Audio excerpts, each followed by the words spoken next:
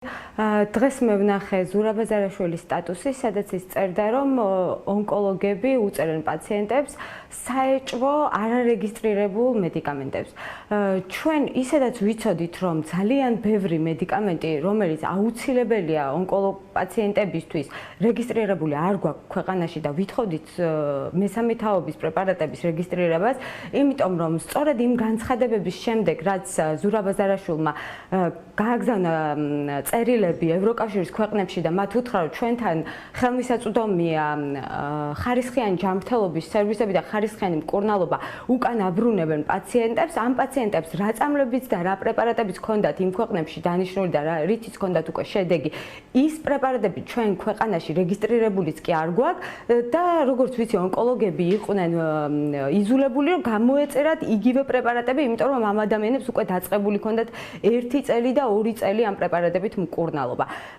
იქიდან გამომდინარე, რომ ზურაბ აზარაშვილი არ ასახელებს პრეპარატების ჩამონათვალს, თუ რომელ პრეპარატებზე არის საუბარი, მე არ შემიძლია არანაირი კომენტარის გაკეთება,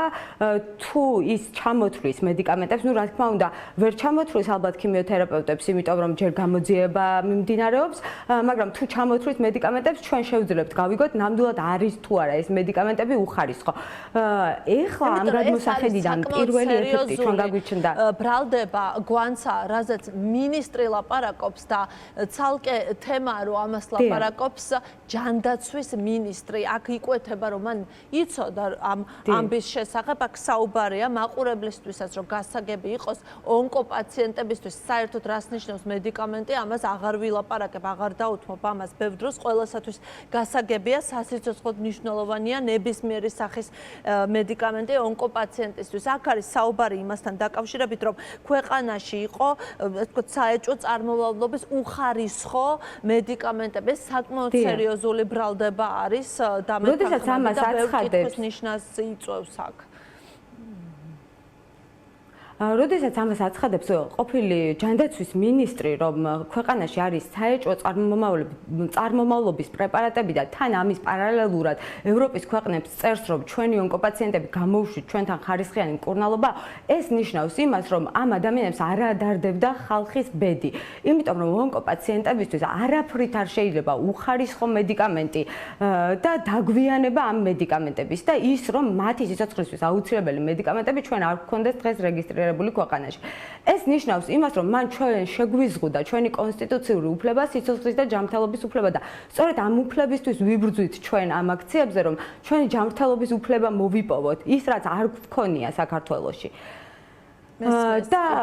ზურაბ აზარაშვილი გამოდის და ამბობს, რომ მან იცოდა იმის შესახებ, რომ უხარისხო მედიკამენტები იყო, თუ მას შეუძლია ამის დამტკიცება და იცოდა ამის შესახებ და მაინც წერდა ევროკავშირის ქვეყნებს და უკან გამოითხოვა ონკოპაციენტები და განაჩენი გამოუტანა ამ ადამიანებს, რაზე ვსაუბრობთ? ხო, საერთოდ რამდენ ადამიანის სიცოცხლეს შეუქმნა მან საფრთხე ამ საქციელით? გვანცა მე მაინტერესებს, გაქვთ თუ არა მოლოდინი, რომ ის პრობლემები, რაზეც თქვენ მუდმივად საუბრობთ და რის გამოც თქვენ აქციები გაქვთ და ზოგადად დამოკიდებულება ონკოპაციენტების მიერ და პოლიტიკა, თუ რა პოლიტიკა აქვს სახელმწიფოს ონკოპაციენტების მიერ გადაიხედება ახალი ministris მოსვლის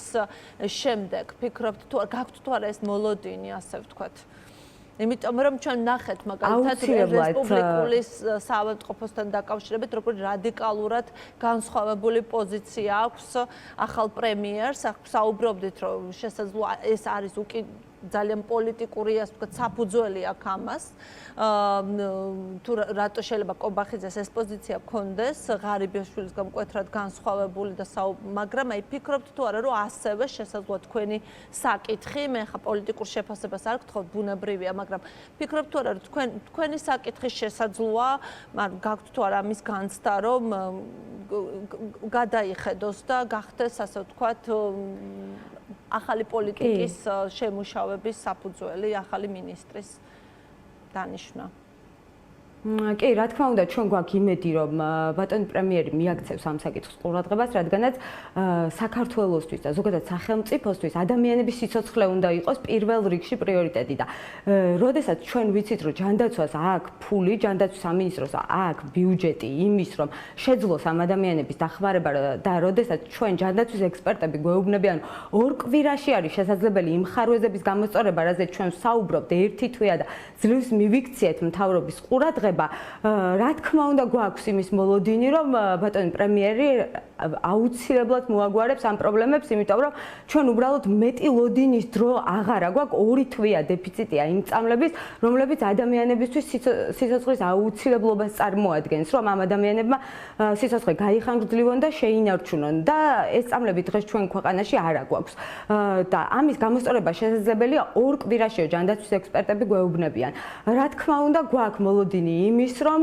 მთავრობა გაითვალისწინებს და დააპრიორიტეტებს ჩვენი ქვეყნის რაიმე შეხვედრა ხო არ იყო, რაც ჩვენ არ ვიცით ჯანდაცვის სამინისტროს წარმომადგენლებთან, რაიმე წინაპირობა ხო არ შეიქმნა განსხვავებული თუნდაც არ ვიცი პრემიერის, ახალი პრემიერის შემდეგ. ჩვენ